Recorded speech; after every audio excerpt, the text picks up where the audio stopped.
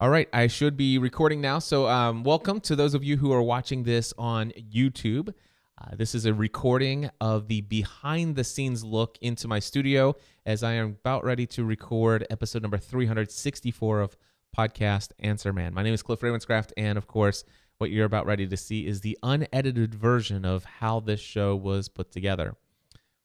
Very little show prep today, which is not normal for me, except for just recently. It has been a little bit more normal than usual. But anyway, you're about ready to watch this. We have, as I'm recording right now, there right around 27 to 30 people bouncing up and down in the chat room. Absolutely love seeing the folks on the chat room. By the way, I do record and broadcast live every Thursday at 2 p.m. Eastern Time. Podcast Answer Man is every Thursday at 2 p.m. Eastern Time. If you ever want to come and join live as this is actually happening, and there is a chat room where you can chat with folks inside of there. I don't always keep up with exactly what's going on in the conversation in the chat room while I'm recording the show because I have found that's distracting. Sometimes I may turn to the chat room. Sometimes I may actually catch a glimpse of what the chat room said. But I am very interactive with folks either before the show or right after the show.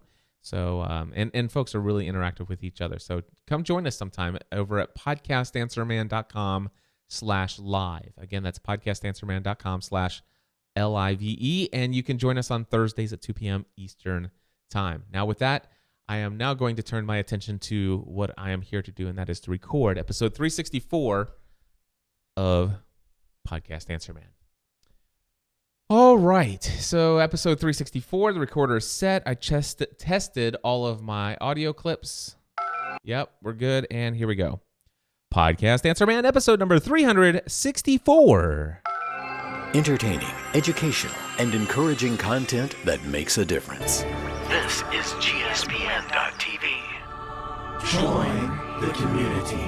Hi there, this is Ray Edwards from RayEdwards.com, and there's only one guy I trust to answer my questions about podcasting, and that is, of course, the Podcast Answer Man, Cliff Ravenscraft.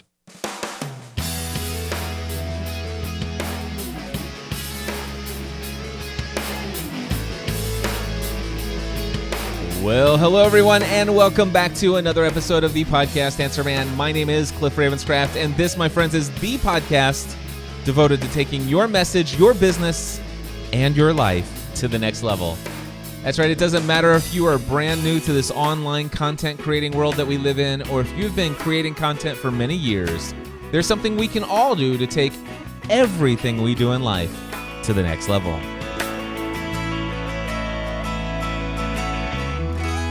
Oh my goodness, I am so glad to be back again today. Now, I want to let you know right here at the front of the show, what will I be covering? What topics do I have set out to discuss in today's episode? Well, first and foremost, I will talk about how I am taking my YouTube content to the next level, and I'll share with you two little interesting tidbits and details related to that. I'm also going to talk about the fact that some folks are saying that I'm breaking all the rules in podcasting.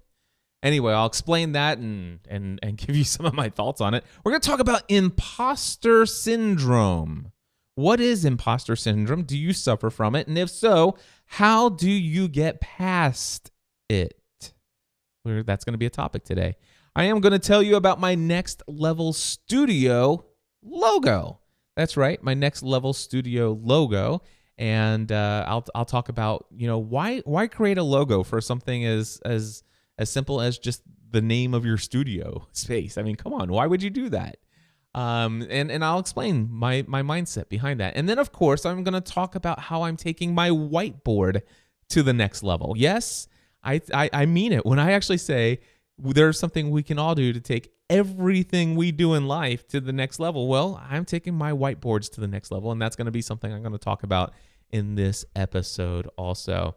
Julie Lonaker sent me an email about procrastinating on the launch of her podcast and what's been going on in her mind since she took my podcasting A to Z course and now what she's doing about it. And I think that it is going to be hopefully a motivational and encouraging, inspirational kind of email to share with you. And also, just before I hit record today, before I came into the studio, I saw my email from a good friend of mine, and she wanted to say, hey, Cliff, can we talk for a little bit? I'm going to be doing a talk on the future of podcasting. I'd love to chit-chat with you and see what you think about the future of podcasting. And this person wrote and said, I think it's probably going to be called online radio in the future, and I'd love to discuss those kind of things with you. Anyway, I will respond to her very shortly and today, and I will schedule a time to talk. But I thought, I'm going to talk about that. I get interviewed a lot, and I get asked a lot, what do you see as the future of podcasting? And I'm just going to bring up my thoughts on whether or not I think it's going to be called online radio in the future. Anyway, we'll talk about all of that, and also the Ustream producer. They guilted me into upgrading to a new version of the software, and I'll share my experience with it and how I had to pay $199 to stream today. All of that and more in this episode. But first, without pausing, I'm going to give you a long, awkward pause while I take a drink of water. There you go. So anyway, we can knock out the opening script. I've already done that. So here we go. How am I taking my YouTube content to the next level? Well, last week, I made the decision, now that I have my studio in such a way that, well, first of all, if you don't know this already, I record Podcast Answer Man on Thursday afternoons at 2 p.m. Eastern Time.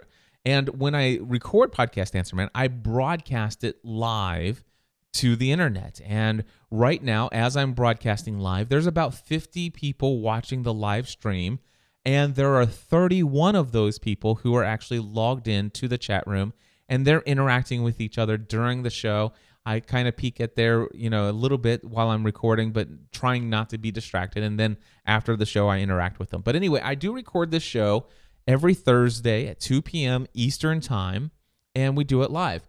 And prior to being in the Next Level studio, which is where I'm broadcasting from today, we were in the original GSPN.TV world headquarters, which was basically, it used to be a corner in the living room in our basement, but then we put a wall up and it became officially my office/studio in the old house, which was a little tiny box.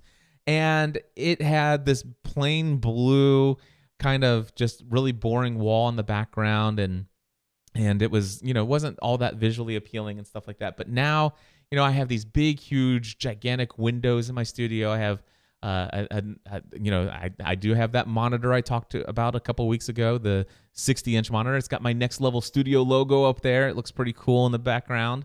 It's just more visually appealing. I think it's a little bit more impressive looking. And I do believe there's some great value in having something that looks impressive to go along with people to see. It communicates, in my mind, some method of saying, in some way, it communicates, this guy takes what he does seriously. He has invested in his craft. He's invested in this. It's more than just, a guy sitting on his living room floor with a couple monitors sitting on an ottoman and on a coffee table and wires strawn all over the place. And that's, by the way, I'm speaking of me back in 2006. That photo, you can see that over at podcastanswerman.com/studio setup. Again, that's podcastanswerman.com/studio setup. There's a picture of me and several renditions of what my studios looked like over the years, at least since I got started in podcasting. But now I'm in the new. So basically, I'd always been recording. I'd always been broadcasting live on these live show days. And I just never really got around to hitting the record button. I had the ability forever to hit record and then publish these recordings to the internet, but I just chose not to. But now that I'm in this new space, last week, for the very first time, I hit the record button right before I recorded the show last week, episode number 363. And if you want to, you can see the behind-the-scenes look of what it looked like when I was recording last week's episode. If you go to podcastanswerman.com/363. Again, that's podcastanswerman.com/363. If you scroll down in the middle of the show notes page, you will see the embedded YouTube version of the video of my recording this, where I was broadcasting it live. Now, what's interesting is there were, I think, 2 edits made or two places in last week's episode where I paused. And I'm not sure if I announced both of them in the show, and if I didn't, you would not have known that I paused. But the people who actually watched live actually got to see what I was doing in between those pauses or that break in the audio. And again, oftentimes, if I don't tell you in the show that I'm pausing the recording, you will never know. And so the behind the scenes look, they're the people that have been watching live, they get to see what I have to go do to search for something that I'm looking for, just different things like that. They'll see that I needed to take a break to clear my throat or take a drink of water or whatever the case may be. And now, if you want to actually watch that, you can. I decided last week I would put the video, the unedited version of the video recording of what I was broadcasting. I'll put that out on YouTube. I decided to give it a shot. I put it out on my YouTube channel, made it public, and of course, all the subscribers that are subscribed to my YouTube channel, they got notices either via email or the next time they logged into YouTube, it says, "Hey, Cliff Ravenscraft's got something here." And I got a couple people, and when I say a couple, I mean like 4 or 5 people who says, "Wow, I'm so excited to see you show up in my YouTube feed. I live here." And all of those different things. By the way, it says, Christopher is in the chat room. He says, "Cliff, I hate it when you say you're pausing or tell us you're drinking water," laughing out loud. That's fine, Christopher. I don't mind that. In fact, I'm pausing to read your comment from what I was saying before so that I can actually say, that's cool that you hate that. But I'm going to continue to do it sometimes. By the way, I just took a drink of water. I'm sorry that you hate it, though. Anyway, moving on. So basically, I did have a few people, about 4 or 5 people, who says, "This is where I live. I live on YouTube. I'd much prefer to watch you this way. I can see you on my big TV, and this is really great. I hope that you'll do this every week." Well, I did it last week. I got some great feedback. It wasn't too much additional work, although it is additional work. Even any additional work is additional work. And so basically, I do have this big, huge honking file on my streaming computer. And I basically have to upload that to YouTube, and I want to take the notes and show notes and put that in there. And that's what I want to tell you. I took last week's show notes and put it on the comments of the video. And here's one thing that I do from time to time in my podcast show notes. And this is something that you can pull away as a tip for yourself, possibly if you think it's interesting. Now, what I'll do is in my show notes, I break it down to the various different topics that I talk about. And oftentimes, and when I have more time, when I spend the time to do the notes the way I want to, I will go in and say, hey, first topic that I talked about was taking my YouTube content to the next level. And then what I'll do is I'll put this, I'll put a little code on there in parentheses. It'll say 00:03:05, which means that started at 3 minutes and 5 seconds into the recording. Because remember, I did the whole opening of the show. I read my script, and then I told you all about what was going to be coming up, all the different topics. And then, boom, the first thing I want to talk about is how I'm taking my YouTube to the next level. And that starts right at this time. And I try to do that for each of the segments. So breaking all the rules, when I get to that place, I'll go in and I actually have, I have to do this after I've edited the file if I had to do any editing. If I had to edit anything out, that's when, that's going to shift things. Now, here's the thing. I have to actually get those timestamps in my show notes for my show notes of the audio file. And then last week, I copied all of that, and then I brought that over to and pasted all that information into YouTube. And one of the things that I noticed was that when I pasted it in there, when I put colon, 2 numbers, or when I put parentheses, 2 numbers, colon, 2 numbers, colon, 2 numbers, and parentheses, that turned it into a hyperlink in the little notes section under the video, and it automatically turned it into hyperlinks. Now I know that you could, for the longest time, I knew that you could create, you could share a video and tell, you could put a little code in there, or you can just enter in the box, start the video at this time, and then it'll give you a specific link, and when people click on the link, it'll take them right to that video or that portion. Also, I knew that there was a long time ago, my friend, a bunch of people I think did this. I'm trying to think of who all I knew that did this. But anyway, I can't think of everybody right now, but there was a couple people I know that would annotate their YouTube videos, and you can annotate and put links to those various different timestamps. But in the show notes section or in the notes section for your YouTube video, if you do that in that code in parentheses, it automatically creates timestamps. So if you actually look at the notes under the video and you click on that, it takes you to that exact moment in the video. Now, the thing is last week, there were differences in the timestamps that were in the show notes for the audio than there are in the video. So when I say there's additional work to make this happen, I actually have to go in and click on those links and then actually find where it is in the video. What's the timestamp for the video that's different? And then I go in. Now, I don't have to do that. I don't have to put this timestamps in at all. But I do it because, well, it's just one extra thing that makes it that much easier for people to click around, to share, and stuff like that. So here's the thing. I did it last week. I'm looking forward to doing it this week. I'm assuming that Ustream is recording it just as well as it did last week. Now, last week I was not broadcasting in 720p. Instead, I was broadcasting in 480p. So it wasn't quite high def. And I noticed, it could look better. So this week I decided to do something, and I'll share that in a little bit. But anyway, so yeah, timestamp. So I am last week and this week publishing the recording of the live stream unedited for my show notes, and I'm putting it out on my YouTube channel. Will I continue to do this? I don't know. Right now, I don't see any reason for me to stop, but yeah, I am going to do it today. Now, I do see that some folks are talking about, wow, I've seen some choppy video today. So it looks to me like there might be a little bit of a choppy video. They're saying the audio is great in the chat room. And this is the one thing that's good about the Ustream is that the Ustream broadcaster, the Ustream producer, is recording this locally. So I will have a much better version of this. They're saying the audio is coming in great, but the video is a tad choppy. And so a lot of people are experiencing some choppy audio. And I see the audio, or the video, choppy on the video. And I see that that's choppy there as well. And it could be that I'm broadcasting in HD this week instead of 480p. But the thing is I have 10 megabits per second upload speeds, and I think this is only supposed to take up 3 megabits per second to be able to do this. So it should have been fine. But anyway, and so that's how I'm taking my YouTube content to the next level. I am going to start releasing these unless it becomes too much of a burden. Again, my priority in my content is my audio, because that's where my audience is.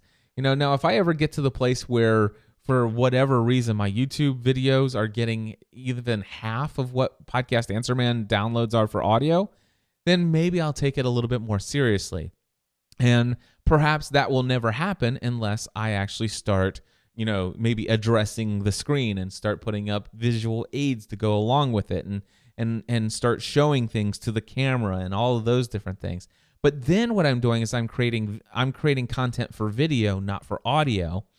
And well, I'm a huge audio guy. I think there are so many reasons why audio content is more accessible by more people, and the no screen time required for this content is extremely important to me for much of the content that I create. Now, I do create a lot of content for video, and I think that those are extremely valuable as well. Tutorials, screencasts, and things that need to show facial expression and other visual aids. I think that there's content for that. But the audio podcast will always be, I think, something that's more accessible to pretty much everyone in the world.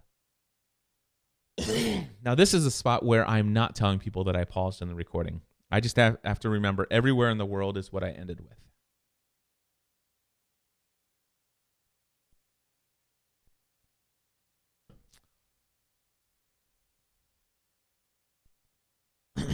All right. Everywhere in the world.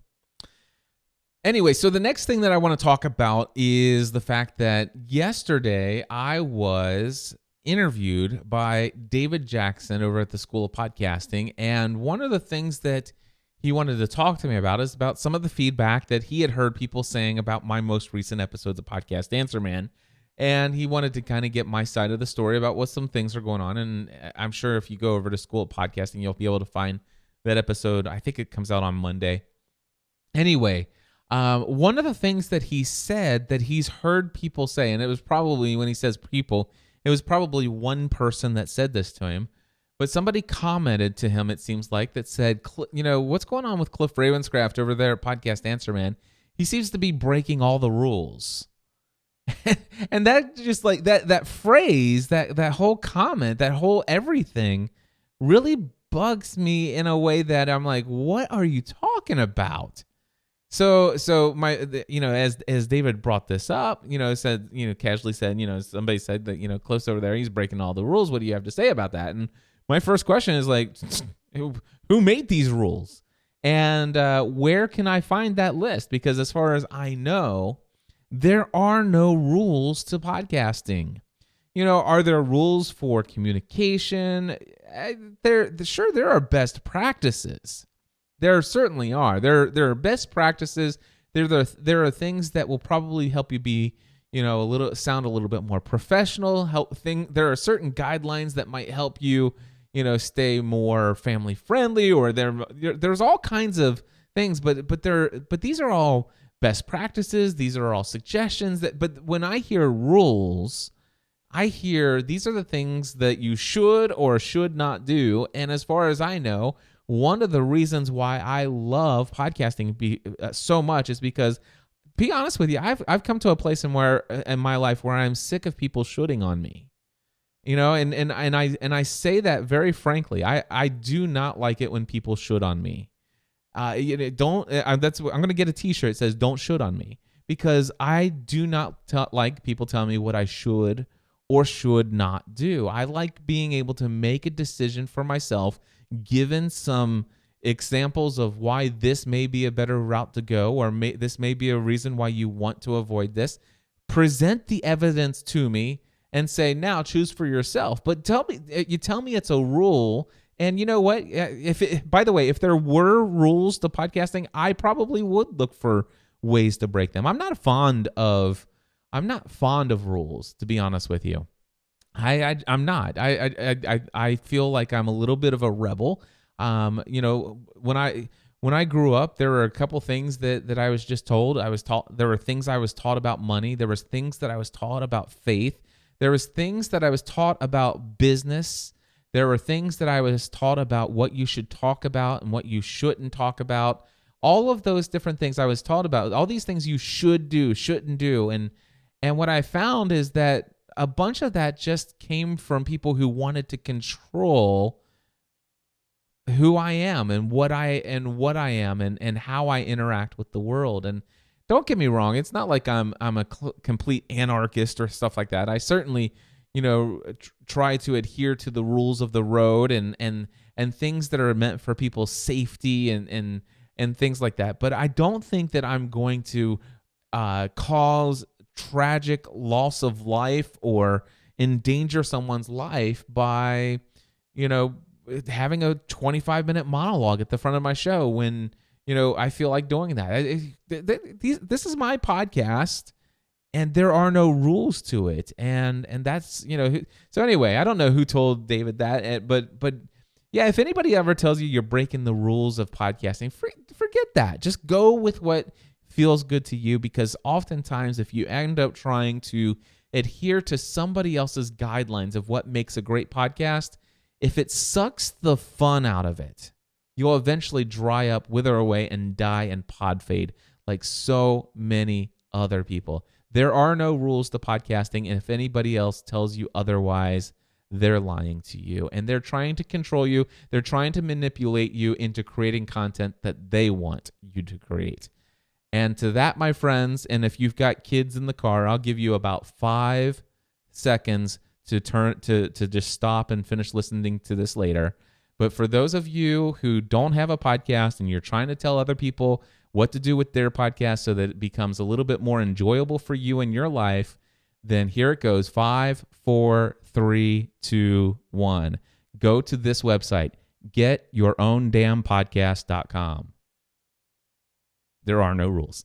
All right, moving on. Okay, Imposter Syndrome. This is something that I've heard a lot of people talking about over the last 3 to 6 months.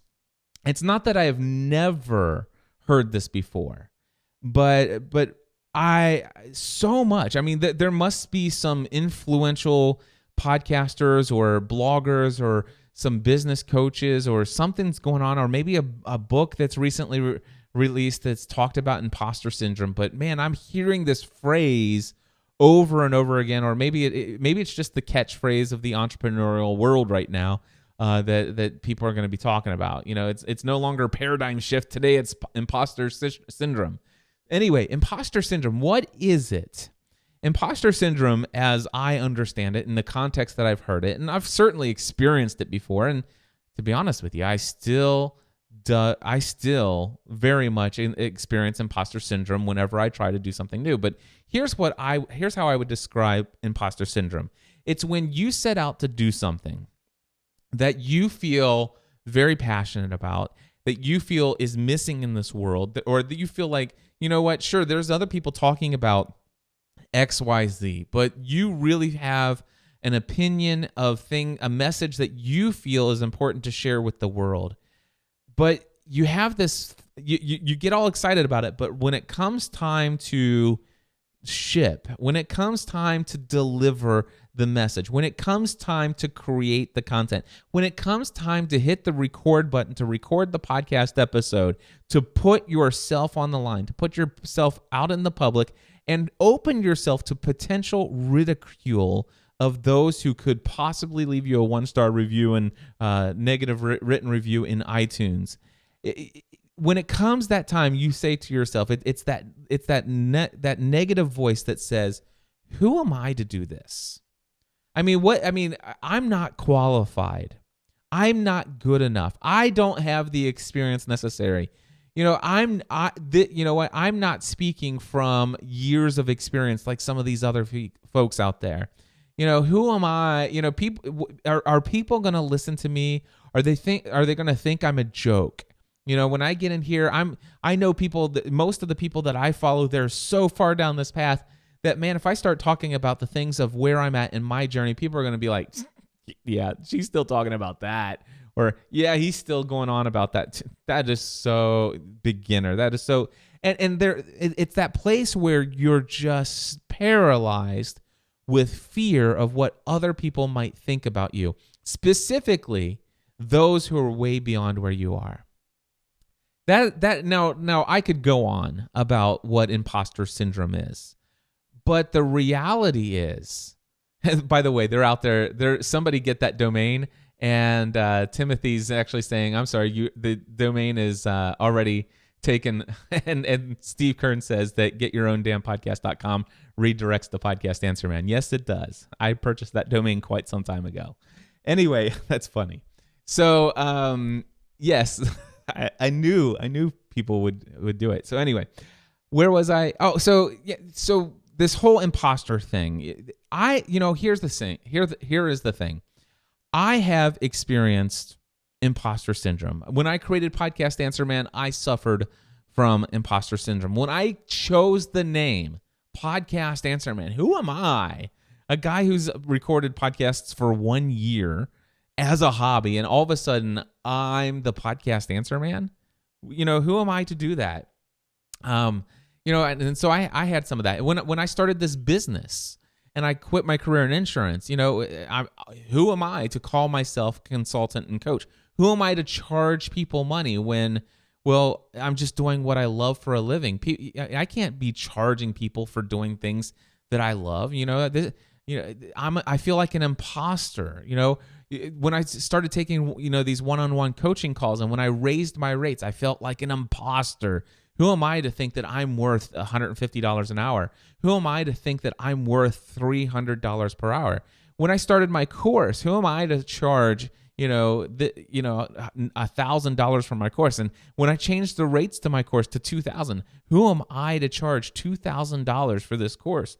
These things, when I set out my goal and say I want to start public speaking, but not just at these conferences where anybody and everybody can speak, where these open unconferences where it doesn't matter who you are, what your experience is, anybody can talk.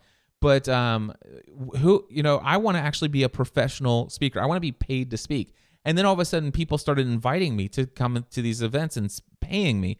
And then who am I to get paid $10,000 for 45 minutes of speaking? Who am I to get paid $15,000 to speak at an event? Who am I to be listed as a keynote speaker? Who am I to be the director of podcasting for this amazing conference of social media? Who am I?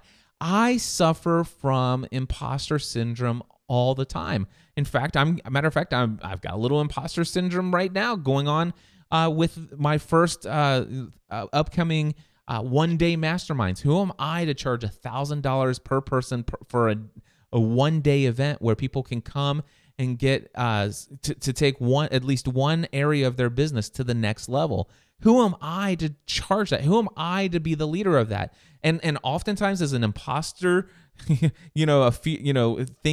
of myself as an imposter, I'm thinking, well, maybe I just invite somebody who I know that is more reputable than I, that is, a little bit further along than I, and I can tag along with their credibility, and then that makes it okay for me to charge, for me to do those things. That maybe, and while if I need them, why can't they just do it? And why don't I just stay at home?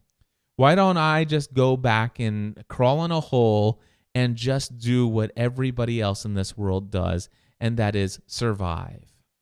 Well, my friends, let me just tell you, you do not have to feel that way. Because first of all, I will tell you right now, I know some of the people I know a majority of you who listen to this show also follow many of my close and very personal friends who are way more successful than I am.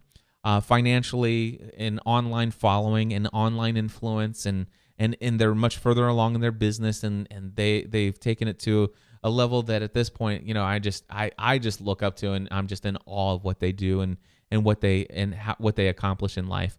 But you know what? I happen to have a benefit that I'm so grateful for, and I know those people on a very close and personal level. And I want to tell you right now, I'm not going to name any names, but I can tell you that there are 5 people that I could list their names, and you would be shocked to hear that they also feel like an imposter whenever they try something new. And so for those of you who are getting ready to create your podcast and you just think, I just don't know who am I to do this? Well, you're not alone in that.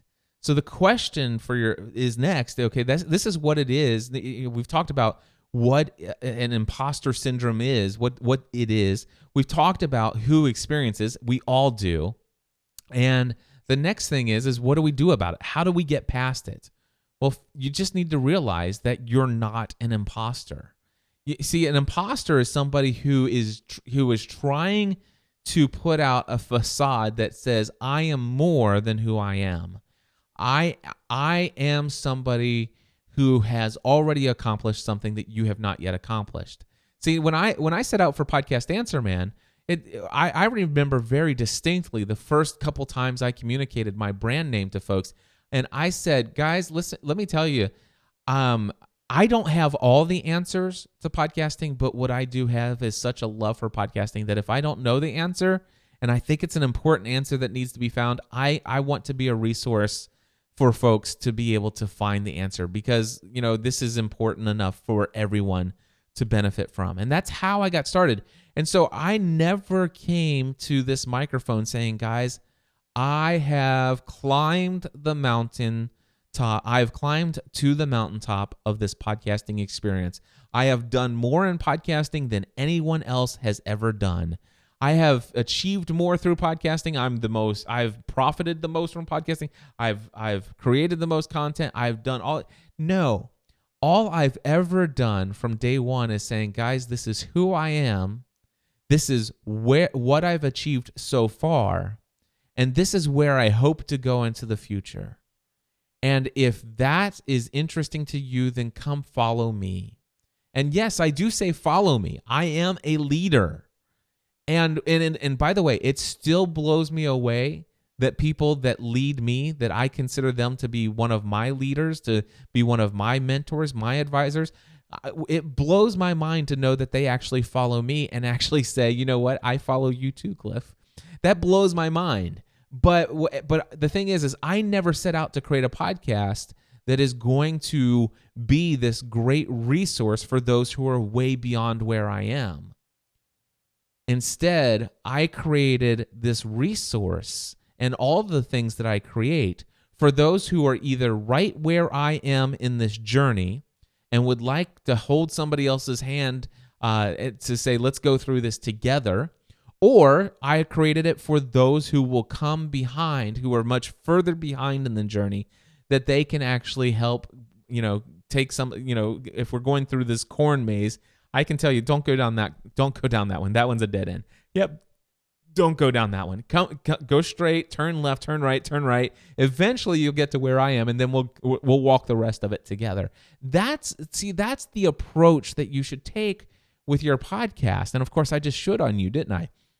But this is what I would recommend, is that if you are suffering from imposter syndrome, I think the very first thing you could do, if you just want to get it right on out, record episode number 1 and title it, I Feel Like an Imposter. You know what? I'd love to start a movement of people who would be willing to be so authentic behind a microphone that the very first podcast, if you have been wanting to create a podcast for more than 30 days, if you've been wanting to create a podcast for more than 90 days and you have not yet recorded your first podcast because of imposter syndrome, then I want to encourage you to try this. Release not episode 000. No, none of that. Release episode 1. I feel like an imposter. And tell the world why you feel like you may not be qualified to produce the show that that you are producing. And then get over yourself and move forward. And only share your experiences that you have had up to that point, and share what you are learning along the way. And of course, be willing to share the things that you hope to aspire to achieve. You're only an imposter if you go about lying about those things. That's when you're an imposter. So there you go. That's how you get over it. All right, next topic that I wanted to share with you is the Next Level Studio logo. So obviously, I shared in previous episodes that I have named the new space that I'm in right now. It is an office. It is a studio, and it is also a training facility. And I've been thinking I want to name this space, and of course, the naming of this space really comes. It's a direct inspiration from my good friend Dan Miller, who has always called his space the Sanctuary. And people always talk about, it's like, oh my gosh, I finally get to go visit the Sanctuary. And it's just this place that it's like a pilgrimage for people who follow Dan and his message. And I wanted something like that for my space here. It's like, I don't want to, hey, I went to Cliff's new studio, or hey, I went to Cliff's house. I wanted to have this place that has this official feel to it. And so, I came up, I went with all kinds of naming options and stuff like that. And there was just one message, or one actual name that came up. I always talking about taking everything we do in life to the next level. So it's the Next Level Studio. So basically, when I start inviting people to come to an event that's live here in my space, it's like, hey, I want to invite you to come and spend a day at the Next Level Studio. And at the Next Level Studio, what we are going to do in this one-day event is we're going to try to help you find one thing in your personal or professional life, and we're going to help you take that to the next level. Come to the Next Level Studio. That's what it's all about. And so it's just I love that message, and I love that branding. And so it's the Next Level Studio. This is where you can come to work things out. So anyway, I it's like, okay, now I have a name. And I was thinking, I might have a little sign made up or something like that. And so I went to my friend Jenny, and Jenny Hamson. She does all of my artwork for my various projects. You can find out more information at podcastanswerman.com/artwork, but don't be surprised if you have to wait 2 to 6 weeks before you work with her, because she stays busy. But anyway, I said, Jenny, would you like to come up with a new logo for my new space? It's called the Next Level Studio. And she did come up with an awesome logo that I'm absolutely in love with. I will put it on I'll include it in the show notes, the logo. If you just go to podcastanswerman.com/364, you'll be able to see it. You'll also see it in the background on my big monitor if you actually click play on the YouTube video. So anyway, I have this amazing logo, and I immediately went to Cafe Press and bought myself some charcoal T-shirts that actually will have the Next Level Studio logo on them. And I plan on wearing those when I'm in Dallas and stuff like that. But I love this. I love the feel of the logo. I love the professional look of the logo. And I turned it into my my wallpaper on my desktops. And I'm just putting it all over the place. And I love having this logo. And why? So the question that I ask myself is, why a logo? Why would I go through the pain of having a logo made for just this studio space? And the reason is because I like to give something a feel of, it's like, it's one thing to name something, but to actually go through and create something that even makes it look more official, more professional. It's kind of like coming up with a name for your business and then actually registering it with the IRS. It makes it more real. It makes it more tangible in a way. And so it really does help me wrap my mind around mentally in a unique way. And so I love having a logo. It's not just raging egotism, although I'm sure that I like to have I've got a little bit of an ego myself, but it actually helps add to the atmosphere when I walk in. And by the way, for those who are watching the live stream, I know that they're having some choppy video, but for those of you who are watching this on YouTube, I just turned on my screensaver, which I use a Mac, and I have this one which does this kind of mosaic look, and it kind of bounces pictures in and out and stuff like that. And I created an album, a folder on my computer that has nothing other than the wallpaper that I use, which is a black background with this nice glowing blue Next Level Studio. And when I walk into my studio, all of my monitors are just flipping through this mosaic of the logo in different various sizes. And it's absolutely, hands down, just awesome to walk into. And when I walk in here, I don't feel like I'm walking into my home office. I feel like I've just walked into a place of business that means business.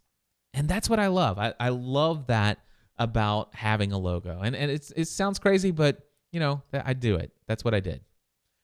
All right, next topic. My new whiteboard, taking my whiteboard to the next level. Now, for me, one of my greatest tools in my online business is actually writing things down on a whiteboard. I know it sounds crazy. I'm a geek to the core. It's not like I'm a neophyte. I think that's the word that they use for people who are afraid of technology and all that other stuff. By the way, J.R. Larhorn says, is the 60-inch LCD connected to the Mac as an extended display? It is. I have two Thunderbolt ports on the back. One powers a 23-inch monitor, and the other one is going to HDMI into the 60-inch LG TV. So, but anyway, what was I saying right before that? Whiteboard. So one of the things that I'm not somebody who's afraid of technology by any stretch of the imagination, but what I will tell you is that there are some things that, just typing into a list, into a software program and tucking it away, it just doesn't do it for me, especially when I'm trying to be creative and free-flowing with my thoughts. What am I going to do? How am I going to plan this out? Sometimes what I like to do is just write. Luddite, thank you. Thank you so much, Laura McClellan, for, yes, I'm not a Luddite. Anyway, what I do is I will start things out on a whiteboard. I'll just explode all over the place what's in my mind on a whiteboard, and then I will erase it and try to bring it into, I'll try to bring it into a little bit more of a structure. And then once it's ready to be put into a list form or a formula form or, whatever, then I take a picture of it and I will oftentimes bring that in and sometimes even recreate it in digital form and stuff like that. But a lot of things that I do start as something on the whiteboard. And one of the things that I like to put on my whiteboard is, and I'm going to turn around and look at the exact wording. It says, today's number one thing. And it has an arrow that points below it. And there's a box. And today, the number one thing that's the most important thing in my business today is Podcast Answer Man, episode number 364. If I don't do anything else today and I get this podcast produced and put online, I've done the most important thing today. That's one of the things that's on my whiteboard. It's something I can quickly turn behind me and I can see it any time of the day, all day. Other things that are written on my board right now. Top priorities. Bullet point number 1, closing keynote preparation for the podcast movement.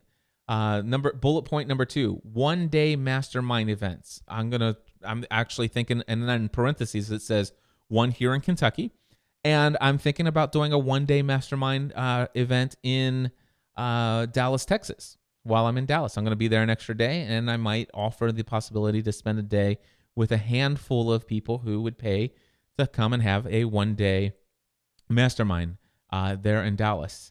By the way, if you're interested in, and by the way, they're not inexpensive. They'll be $1,000. But if you are interested in either of those in Dallas or in here coming into the Next Level Studio, and $1,000 price tag is not something that completely turns you off, then go ahead and email me, cliff@podcastanswerman.com, and I'll put you on the list of people that will be the first that'll be notified once I get those sales pages up about the event, because they will sell out quick. I do know that. I have several people that I'm connected with that have already reached out to me, and I have no doubt that I will sell them out, and they'll probably be limited to 10 people each. So anyway, the next one is one-off coaching calls. One-off group coaching calls.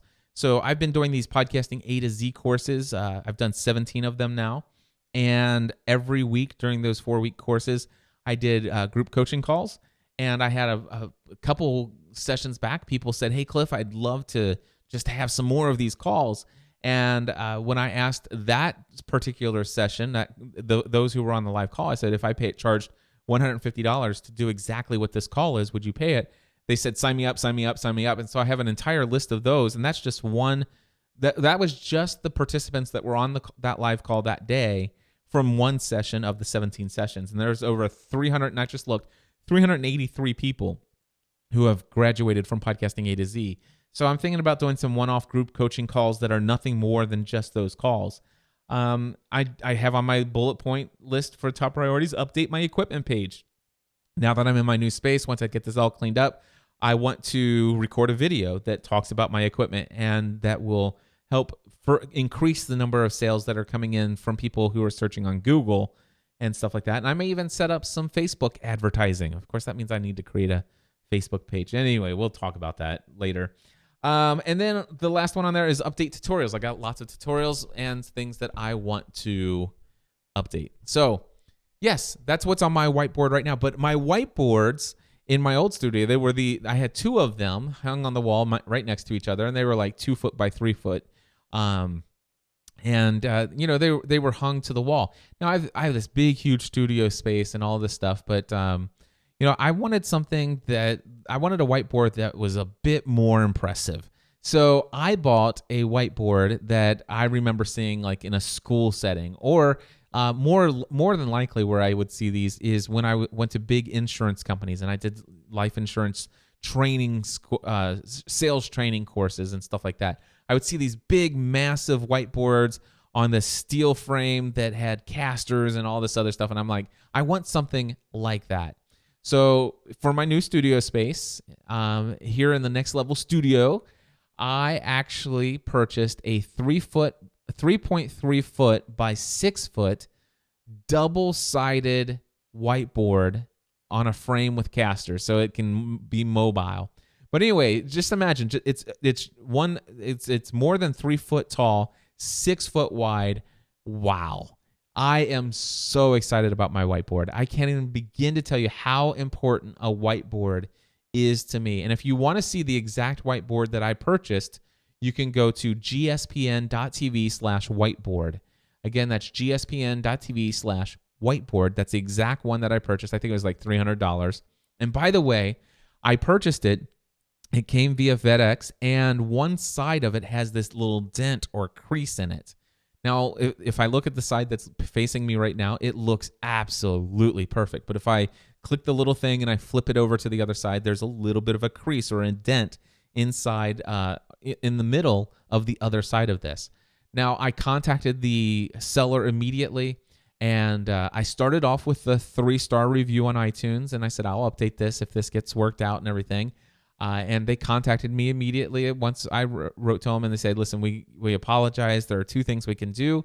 We can offer you a 25% credit, or if you'd like, we can send you a new one, and you'll have to ship the old one back, but we'll pay for the shipping. And so I said, you know what? I'd rather have both sides absolutely perfect.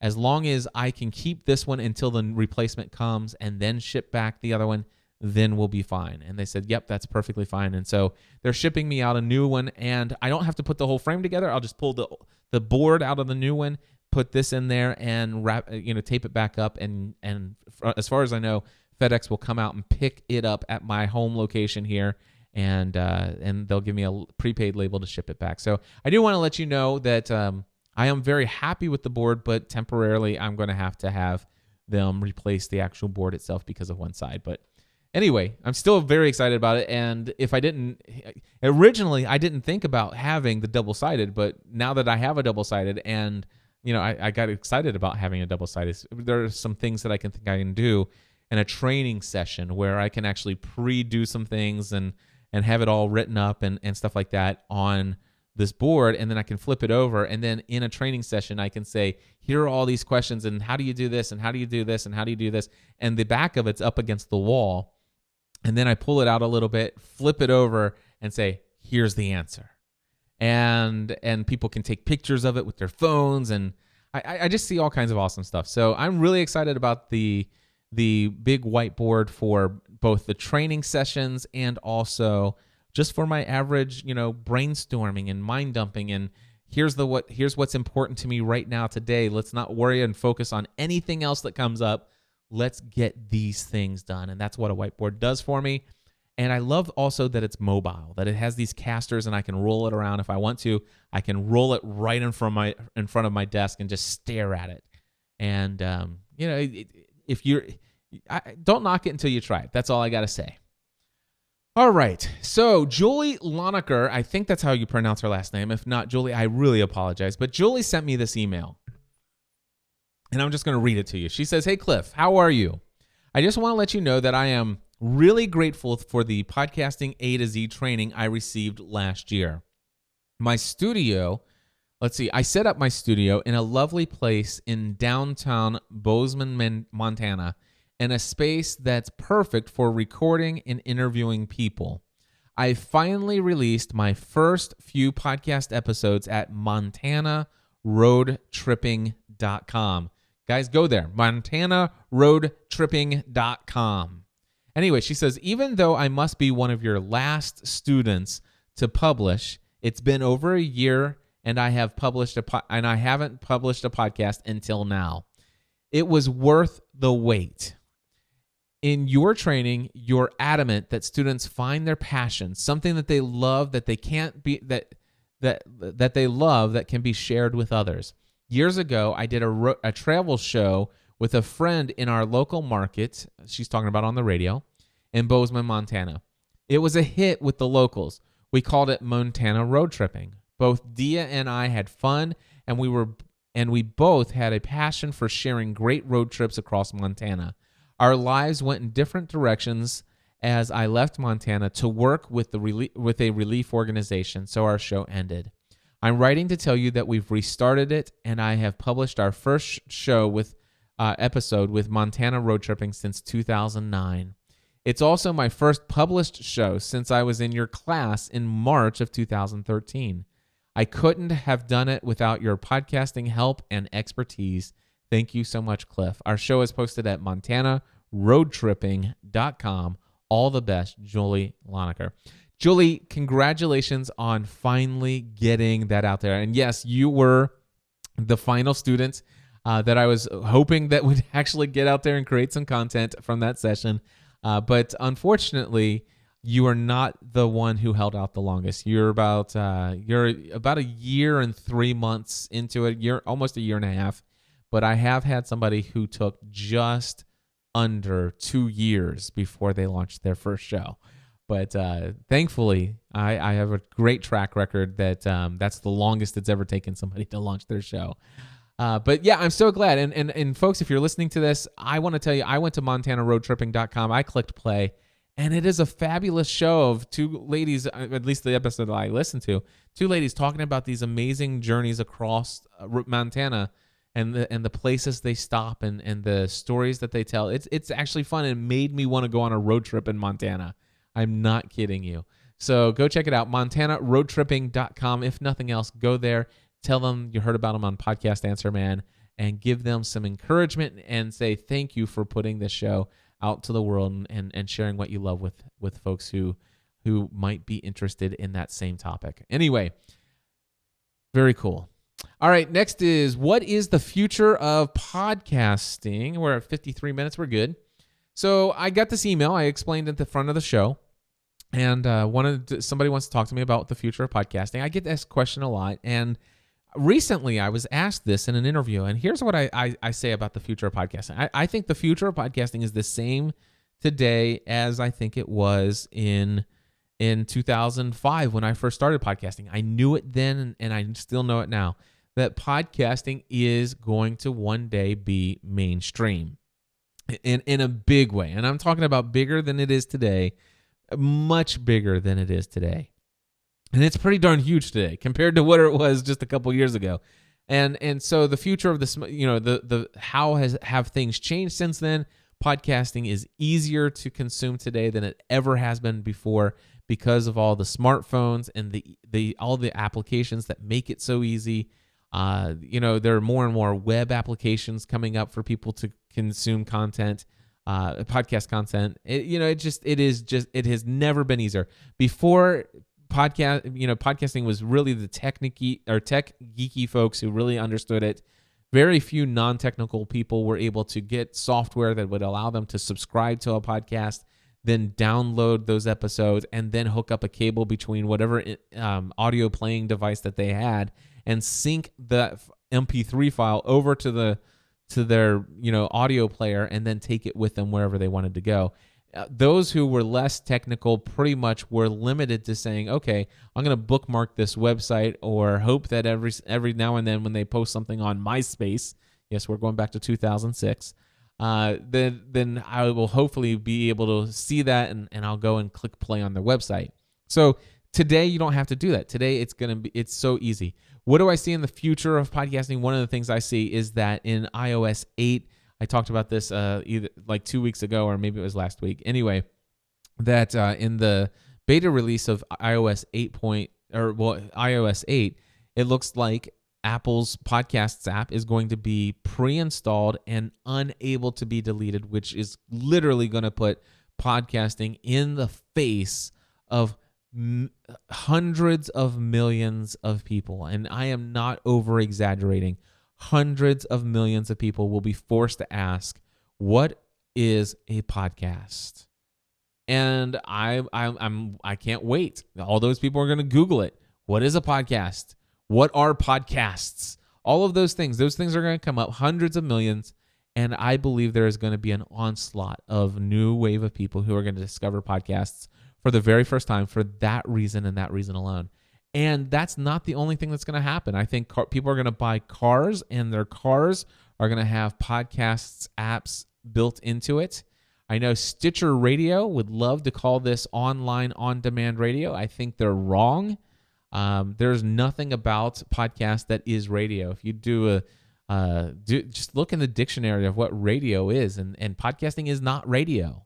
And podcasting, I think, is better than radio. In many ways, it is far superior. And actually, I think radio is an antiquated technology. Do I think that podcasting is going to usurp and completely kill radio? No. Just like television didn't kill radio. Podcasting won't kill radio. What will kill radio eventually is when the people who grew up with radio die. People like me, when I'm gone and stuff like that. I can tell you right now, my daughter, McKenna, my son, Matt, they're never going to listen to the radio. Seriously? That's just not going to happen. Not even satellite radio. I mean, everything's going to be on demand. And it's not going to be called radio because it's not using radio signals. It is going to be internet content. Will it be called podcasting? I think it will. I really do. I think that it will be called podcasting. And the reason why is because that is what it is. It's just like people. There are people out there. Everybody who says whatever they say about the term podcasting, all of that crud that people say. Everybody said the same thing about blogging, but you all know what a blog is today. I mean, your grandmother knows what a blog is today. I don't know very many people who don't know what a blog is. But back when I started my first online web journal in 1996, nobody knew what it was. And then when Blogger came about, and we called them, by the way, when we started out, us super early tech adopters, we called them our online web journals. And then we called them our web logs. And then we called them blogs only after Blogger came about. I'm sure a couple people use the term blog. And we all thought that was stupid. What kind of word is a blog? Blog. Ugh. Shouldn't we? Why should we call it this thing? We're online publications. We're online authors. We're this. We're online journals. We're this. But stop calling it blog. And everybody kept fighting against blog. But today, the term blog wins. And my friends, it is podcasting. That's all there is to it. And so I do think the future of podcasting is podcasting. And I think it's going to be more great, amazing, on-demand content that can be listened to anywhere you want. You can listen to anything you want, and you can listen to it any time you want. And of course, there will be more video in the future. I see that as a future of podcasting. But and by the way, video podcasting will never kill audio podcasting, and video podcasting will only the shows that will take off are the ones who really invest very much into the quality of the production. And it is so, yes, I do remember web rings as well. Byron Vance is asking or saying in the chat room. So no, seriously, the deal here is that I forgot what I was going to say. Anyway, podcasting. It will be podcasting in the future. So that's what I think. Podcasting is going to be so mainstream that here's the thing. The people today who don't know what it is in 5 years from now will. It's that simple. When satellite radio, if satellite radio doesn't make it, here's one thing I think of. What's the future of XM radio? XM Sirius satellite. What's the future there? I think the future is going to be beaming all of the cars internet access so they can access their streaming radio, sure, their streaming music, their on-demand music, and podcasts. And I don't think, and I do not create radio. If you're listening to me on Stitcher right now, and I know some of you are, matter of fact, I know who several of you are. And that's cool with me. I love that you guys are listening. As long as you're listening to me, I think that's great. And if you didn't want to listen to me before, that's fine too. I'm okay with that. But here's what I can tell you. If you're listening to me on Stitcher, I don't care what Stitcher tells you, you are listening to a podcast. I am not online radio. That's it. I'm a podcast. All right, so yeah, there we go. And then Ustream. Basically, the last thing I'll share with you, let me go ahead and play this music because I'm already over an hour. I will click this button right here. Anyway, Ustream today. And you know what? I just now realized, man, I can't believe I did that.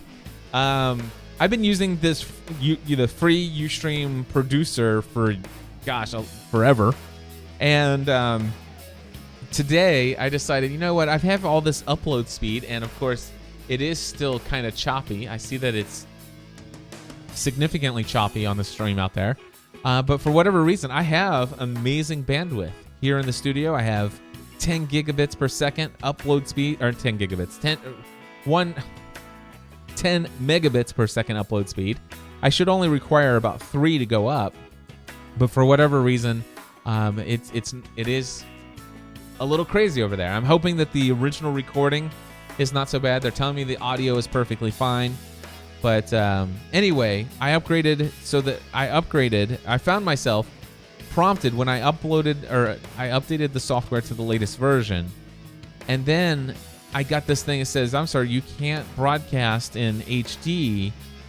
You can't broadcast. It gave me this watermark and stuff like that. But I just realized the only reason I got a watermark and I got that this is a test or whatever is because I was broadcasting in 720p. But I think that if I would have actually brought it down to 480p like I did last week, it would have broadcasted just fine for free. And I was so late getting into the studio this morning for Family from the Heart that I thought that they just stopped giving Ustream away for free. And I now know that it's not true. You can still get the Ustream producer for free, and I'm pretty sure you can still use the 480p option and broadcast without it costing you a single penny. But for whatever reason, I thought, well, maybe they just got away from the free model. And it says the cheapest license you can buy is $199. So I bought it. And so now I have this. And, well, anyway, that's what it is. So it cost me $199 for this software. I'm hoping it lasts for a long time before they update it to something else. But anyway, I'm supposedly broadcasting in HD. I can see a beautiful looking stream. But again, very choppy video. So I have to maybe troubleshoot that some other time. But that's my experience. These, my friends, are the things that I have experienced personally. These are the things that I am learning today. And as I experience them and learn them, and when I share the things that I want to do in the future, that's all I got to offer you. And my friends, I do not feel like an imposter because I am who I am. And I bring that all to you guys authentically, transparently. And that, my friends, is the content that I love to create. And I know many of you enjoy. Not all of you, but many of you enjoy. God bless you all. I encourage you, each and every one of you, to take everything you do to the next level.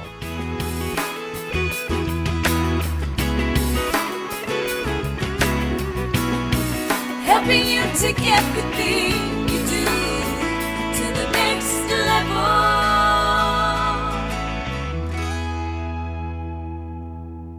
Podcast Answer Man.